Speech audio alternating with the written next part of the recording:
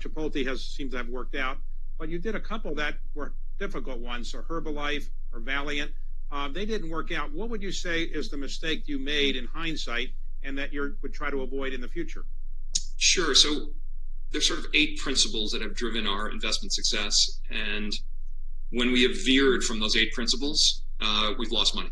And after the we went through a very difficult period, circa 2015, 2016. The 2 investments you mentioned were big drivers of that. It was, if you will, experiences making mistakes and learning from them. And it was a moment of reflection for the firm.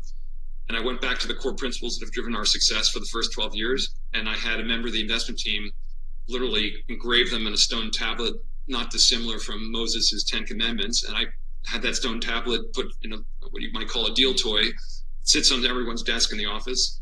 And we've adhered to those principles, ever since. And, we've been fortunate to return to the success we had for the first dozen years. So I think it's about keeping to, our principles are basically, we want to invest in simple, predictable, free cash flow generative, dominant companies with large barriers to entry that earn high returns on capital, that have limited exposure to extrinsic risk we can't control, strong balance sheets, don't need access to capital to survive, have excellent management, good governance. Sounds logical, but occasionally we've diverged, and there's those times, there's a certain discipline that comes with investments, and there always seems to be a countervailing quality that caused us to diverge.